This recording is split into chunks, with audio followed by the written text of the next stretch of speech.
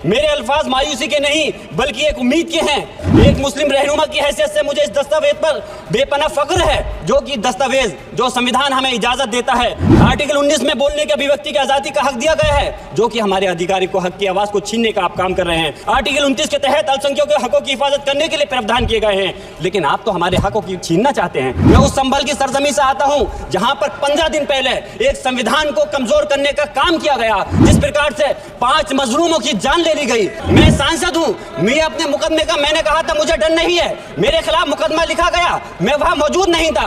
और ये मुकदमा जो हमारे चाहे विपक्ष के सांसद हो या सत्ता पक्ष के सांसद हो, आप याद रखिए जनता की आवाज हो, जनता के बीच में जाकर के आपके जवाबदेही बनती है। और मैंने अपनी जनता को आवाज को उठाने का काम किया, तो क्या गलत किया था? आज एक इमाम को सिर्फ इसलिए गिरफ्तार कर लिया गया संभल के अंदर कि सिर्फ उन्होंने अजान लाउड स्पीकर से दे दी थी। अफसोस है कि आज हमारे साथ ऐसी ज्यादती हो रही है। आर्टिकल 30 के अंदर अपने तालीमी इदारों को कायम करने और उनके चलाने का हक है, लेकिन हमारे साथ ज्यादती हो रही है। ये संविधान को अगर आप कमजोर करेंगे तो याद रखना ये देश कमजोर होगा, हमारा मुल्क कमजोर होगा। जो संविधान के प्रति वफादार नहीं हो सकते वो हमारे मुल्क के प्रति वफादार नहीं हो सकते। मॉब लिंचिंग सिर्फ धर्म के नाम पर, अगर कोई मुस्लिम है, ओबीसी है या पिछड़ा समाज का, एससी समाज का है, तो नाम पूछ कर करके उसकी हत्या कर दी जाती है।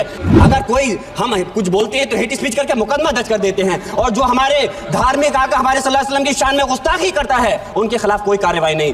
ये सवाल बंटवारे का नहीं बल्कि हम वतनों के लिए जिनका जमीर मर गया है उनके जमीर को जिंदा करने के लिए है। ऐसे जुल्म सुबह बेनूर को मैं नहीं मानता, मैं नहीं जानता, मैं भी खाइफ नहीं तख्ताए दार से, मैं भी मंसूर हूँ कैदो अगयार से। क्यों डराते हो जिंदान की दीवार से? जुल्म की बात को, जहल की रात को मैं नहीं मानता, मैं नहीं जानता।